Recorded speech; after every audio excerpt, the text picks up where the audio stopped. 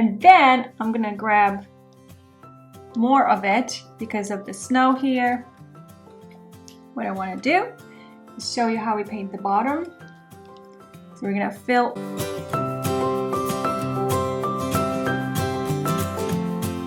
Hi friends, welcome to this new class. So we're going to paint this winter landscape. It's a little darker actually when you look at the reference image. So I'm gonna try to make it a little bit brighter in a way. Well, we'll see how that goes. Sometimes I get so like focused on the reference that I just follow the colors and the tones. But I just need to remind myself to make maybe the snowy part a little bit brighter. So we have like sun peeking through somewhere here, and this is a landscape mode versus the portrait mode. Like when you look at the reference image, of course you can flip your paper and paint it however you wish.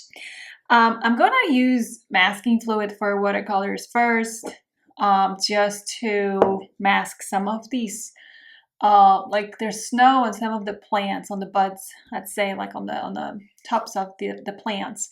So I want to use a little bit of masking there, and also for these branches sticking out here. And then I'll use some over the fence. Well, let's use the masking fluid first. So I was talking about these here.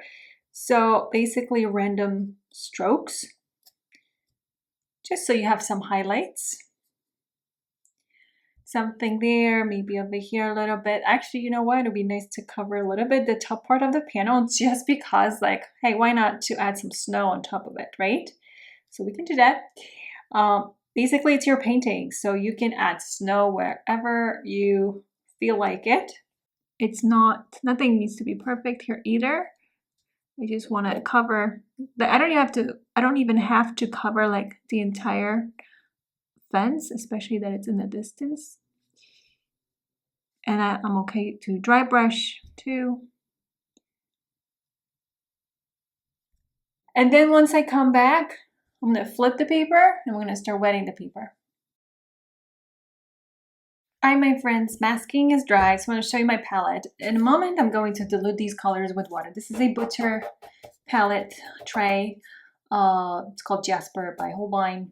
They don't actually make these anymore, but there's still some out there left in some of the shops online, if you're interested. This is Imidazolone Yellow. I might use a little bit of ISO Yellow because the clouds right above the horizon line are pretty intense.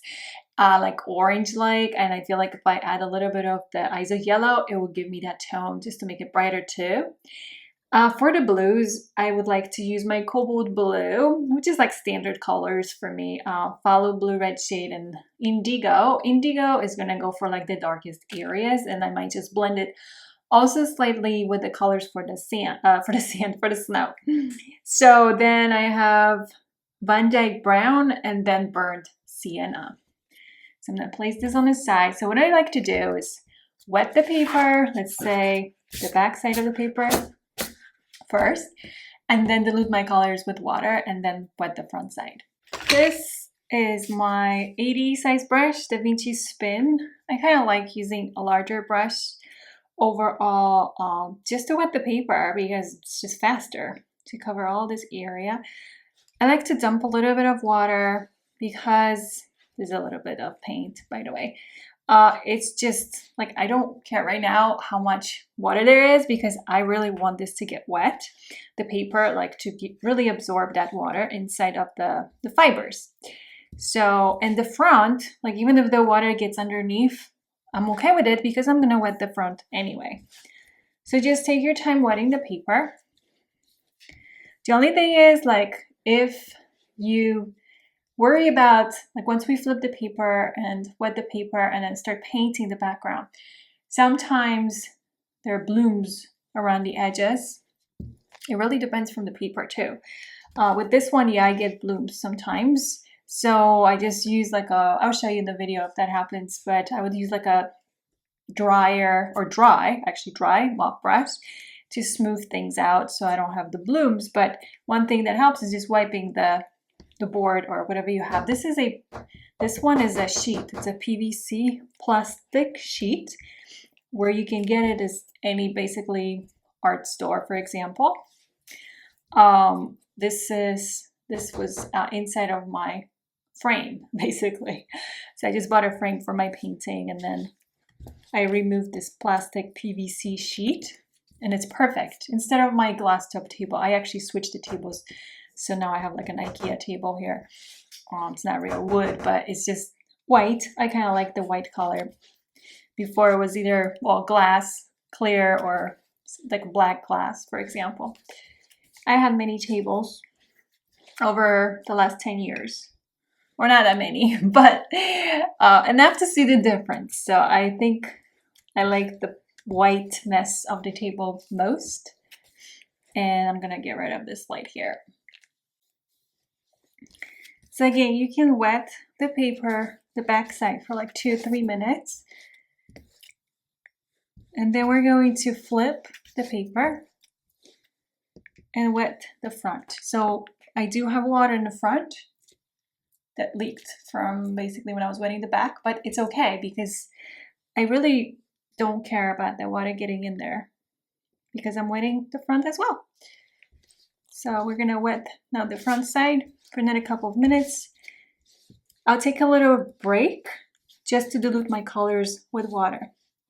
Now I often have this problem, I already see it's happening. Let me show you maybe better. There's like this area here where I can see like something happens with the sizing of the paper.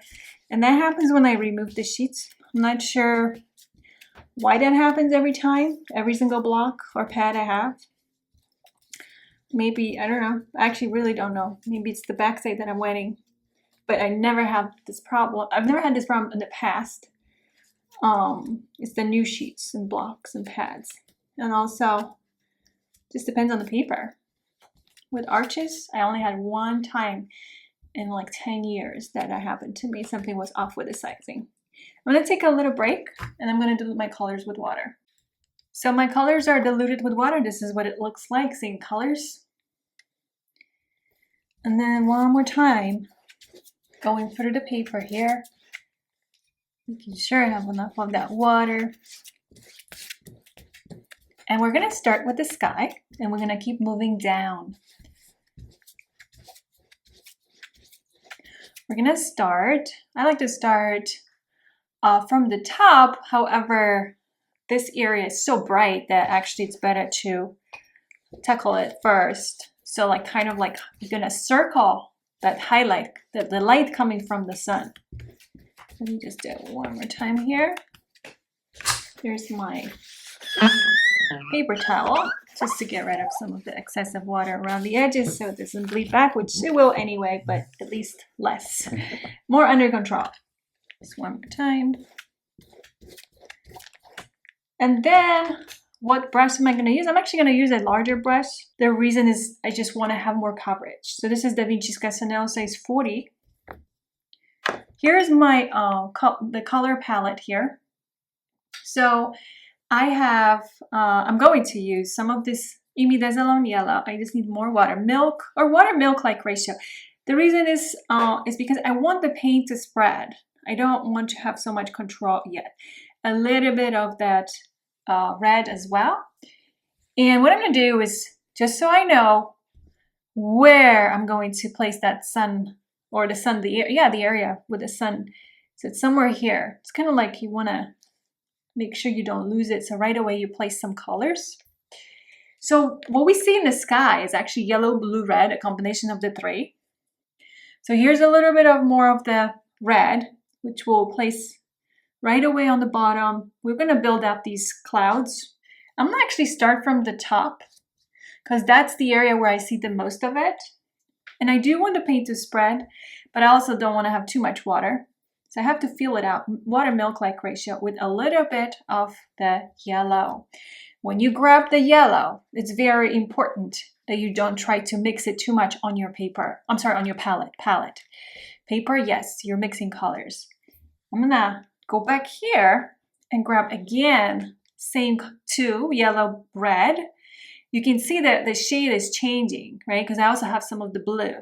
I'm gonna wipe the brush on a towel, grab a little more water, and go back here, more water, And just so I have more of this yellow plus red, I'm having always difficulties with this paper whenever I want to paint wet on wet because the paper dries super fast. But back to this. So I have created like that opening for the sun there, right? What I could do is, I don't have to really clean my brush. I want to grab some of the ISO yellow, some of the imidazolone yellow there, Quinn red, and come back here. It's a little more orange, but that's okay because we do see that orange, right? And we, of course, as we're painting, we have to be mindful of like how much time we have, because we also have to, we don't have to, but we want to cover the bottom, right? So this won't take too much time here. I just want to recreate some of these clouds. So I didn't go too rich right away yet here. I just kind of like, I'm feeling it out, like, okay, I want the orange here, but then I'm gonna add darker tones just to make it darker. I'm gonna wipe the brush on a towel. Actually, I want to pull it a little bit. I feel like it could be a little more reddish on top there. So I'm just gonna grab a little more red with whatever I had on my brush, which was the yellow plus some of the blue. So these are your primary colors, yellow, blue, red. Now I do need it to be more like a milk-like ratio still. That's a good thing because that means the paper is still quite wet. I just need to, I don't want this to, the reason I keep going back and forth is because I don't want the colors to be too mixed up. I want the colors to separate. And I want a little more water with all of these. I do want the colors to separate on the paper. And again, just introducing this shade of blue, red, yellow. And then just pulling it through maybe here a little bit. But that basically, that's gonna be the clouds. And then maybe a little bit of that color here. And let's see, I think that's pretty much it. I feel like I want to add some birds, maybe crows, let's say, some birds, and then just basically wait till it dries and then I can remove the masking there, but that's no big deal, right? Just to remove it. So thank you so much for your time, and please let me know if you have any questions.